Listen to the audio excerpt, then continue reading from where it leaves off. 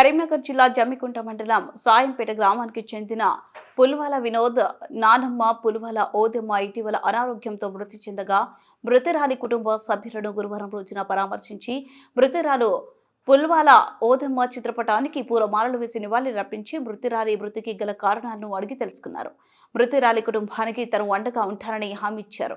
ఈ కార్యక్రమంలో సాయంపేట తాజా మాజీ సర్పంచ్ ఆకినపల్లి సుజాత, భద్రయ్య, కాంగ్రెస్ పార్టీ సీనియర్ నాయకులు అంబాల రాజు, మాసడి కిషన్ రావు, యువజన కాంగ్రెస్ నాయకులు మహమ్మద్ సంతాని తదితరులు పాల్గొన్నారు.